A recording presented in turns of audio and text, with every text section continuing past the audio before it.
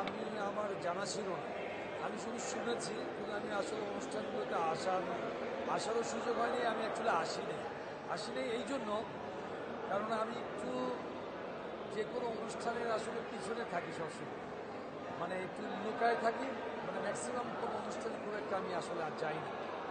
সেই মানে from the beginning থেকে, আমার শুরু থেকে এই পর্যন্ত যতগুলো অ্যাওয়ার্ড নিয়েছে আমার অন্য কেউ নিয়ে গিয়েছে এবং আমার যাওয়া হয়নি। এবং মেরিল প্রথম আলো থেকে শুরু করে যতগুলো বাংলাদেশে যত পুরস্কার, বহু পুরস্কার পেয়েছি, আমাকে সবাই ভালোবেসে আসলে দিয়েছে। এটি আমি সবাইকে ধন্যবাদ জানাই যে আমার মতো আসলে খুবই সাধারণ, আমি নিজেকে অনেক বড় কোনো আর্টিস্ট কখনোই মনে করিনি।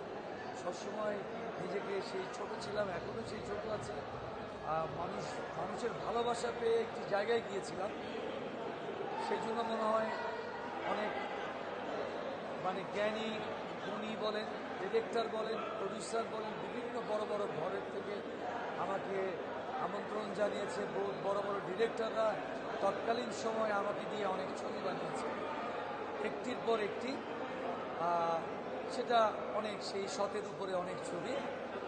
সেটি আপনাদের সবার ভালোবাসায় সেই শাকিল খান নামটি আজও অনেকের মাঝে ছোট করে হলেও হয়তোবা মনে আছে, হয়তোবা কারো মাঝে নেই।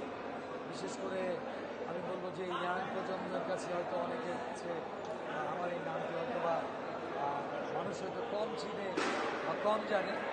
তারপরও সবার ভালোবাসা নিয়ে এখনো পর্যন্ত আমি বেঁচে আছি, ভালো আছি।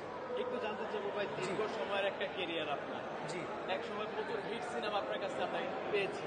জি, তখন হয়তো আমরা ছোট, কিন্তু আমরা তখন থেকে আপনাকে পছন্দ করি, কিংবা আপনার কাজের একটা যে প্রতি ভালোবাসা আমরা দেখেছিলাম।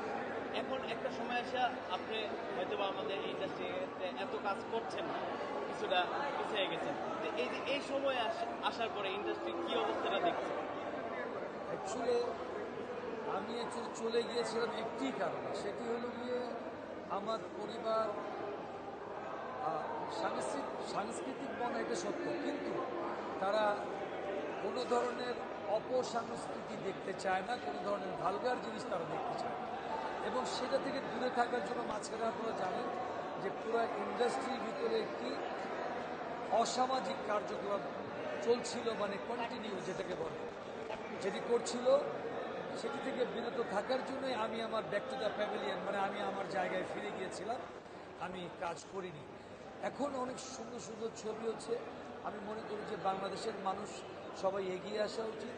নতুন এই প্রজন্ম বলেন, বিগত দিনের প্রজন্মের মানুষ বলেন, নতুন ছবি বানাচ্ছে। আপনারা অবশ্যই হলে গিয়ে ছবি দেখুন, ভালো ছবি দেখুন।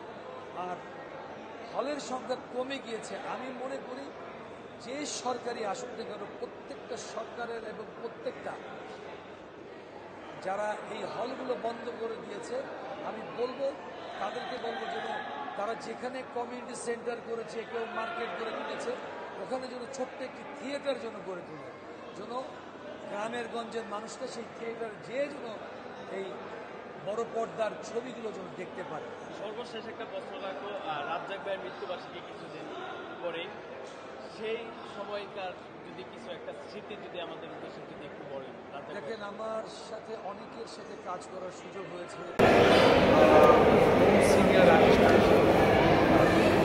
তারা আমাদের মাঝে এখন